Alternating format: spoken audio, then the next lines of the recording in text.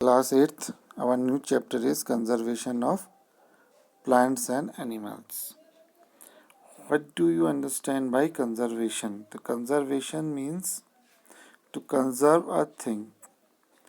किसी चीज को बचा के रखना उसे कहते हैं कंजर्वेशन।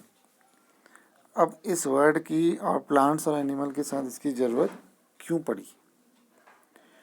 क्यों हमें प्लांट्स और एनिमल को कंजर्व करने की आवश्यकता हुई? एक्चुअली हम लोगों ने जैसे जैसे हम अर्बनाइजेशन की ओर बढ़ रहे हैं तो अर्बनाइजेशन की ओर बढ़ने के कारण क्या कर रहे हैं हम लोग? क्या कर रहे हैं? सबसे पहले एक बड़ा काम जो हो रहा है वो हो रहा है deforestation. Now what is deforestation? हम लोग अपने जंगलों को काट कर उसकी जगह पर बना रहे हैं क्या? शहर खड़े कर रहे हैं। ठीक, तो ये लिविंग ऑर्गेनिज्म जो हमारे हैं उनके लिए एक तरह का क्या बन गया है? थ्रेट बन गया है। So a major threat of survival of this organism is deforestation. जब फॉरेस्ट नहीं होंगे तो जो जानवर या जो ऑर्गेनिज्म फॉरेस्ट पे सरवाइव करते थे वो क्या होंगे? अब उनके लिए सर्वाइवल की प्रॉब्लम शुरू हो जाएगी, वो शहरों की ओर आएंगे, या हो सकता है कि उनको इन्वायरमेंट ना मिले और वो धीरे धीरे ख़त्म हो जाए। ठीक है, तो डिफॉरेस्टेशन की ज़रूरत क्यों पड़ी? The purpose of deforestation, procurement land for cultivation, building houses and factories, making furniture for would and fuel. तो ये तीन कारण है main: procurement land for cultivation, building houses and factories, and making furnitures or use wood as fuel। ये तो तीन कारण हैं जो हमारे ऊपर डिपेंड करते हैं। बट इसके अलावा भी कुछ नेचुरल कॉजेज हैं डिफॉरेस्टेशन के, जैसे forest fires and severe drought, जंगलों में लगने वाली आग, और ड्रॉट माने सूखा पड़ जाता है, अकाल। सो ये दो चीज़ें ऐसी हैं जिसके कारण भी डिफॉरेस्टेशन होता है। तो मेजर कॉजेज जो है वो है दो तरह के पार्ट में बांट सकते हैं, एक है नेचुरल और एक है मैन मेड।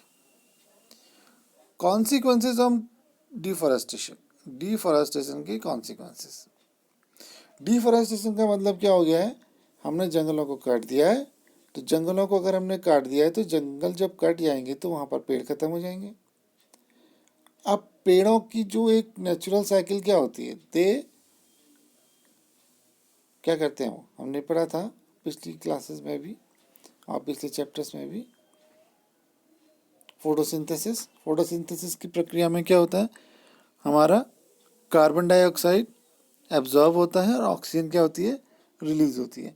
तो अगर डिफॉरेस्टेशन चल रहा होगा, डिफॉरेस्टेशन होगा तो क्या होगा? पेड़ कम हो जाएंगे, यानी कि जो कार्बन डाइऑक्साइड का जो हमारे पेड़ पौधे जो एब्जॉर्ब करते थे उसका एब्जॉर्प्शन कम होगा। इसका मतलब इन्वायरमेंट में कार्बन डाइऑक्साइड के लेवल क्या होगा? बढ़ जाएगा। अगर इन्वायरमेंट में कार्बन डाइऑक्साइड का लेवल बढ़ जाएगा तो उससे ग्लोबल वार्मिंग होगी। क्यों होगी? क्योंकि हीट एनर्जी को ट्रैप कर देता है कौन? कार्बन डाइऑक्साइड ट्रैप कर देता है, यानी कि उसको रिलीज नहीं होने देता है बाहर, आउटसाइड द एटमॉस्फेयर। सो इसलिए क्या होगा? हमारा जो इन्वायरमेंट, जो हमारे अर्थ का इन्वायरमेंट है उसका नॉर्मल टेम्परेचर में चेंजेस आने लग जाएंगे। ठीक है, तो ये है हमारा, this is the major consequences of deforestation.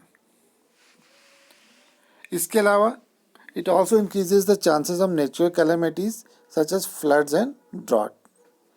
Floods क्यों? क्योंकि जो हमको मालूम है कि हमारा जो पेड़ है वो क्या करता है?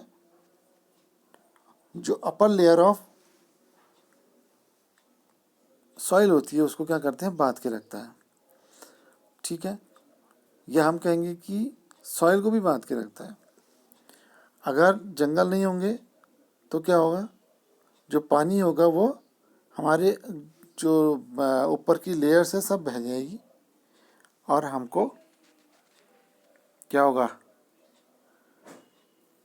नेचुरल कैलेमिटीज़ में चेंज आए। उसके अलावा हम लोग ये भी कह रहे हैं कि अगर हम टेम्परेचर बढ़ेगा कार्बन डाइऑक्साइड लेवल बढ़ने से, तो वो भी क्या इंक्रीज़ करेगा, ड्रॉट्स एंड फ्लड्स को इंक्रीज़ करेगा, क्योंकि टेम्परेचर चेंज होगा तो हमारा इवापोरेशन भी बढ़ेगा, उसके कारण ज़्यादा बारिश भी हो सकती है और ज़्यादा गर्मी होने के कारण सूखा पड़ने की भी चांसेस बढ़ सकती हैं।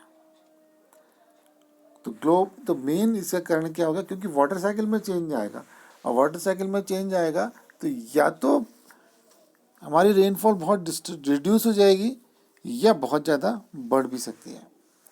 तो deforestation major cause which leads to the change in soil property, physical property, just hang on.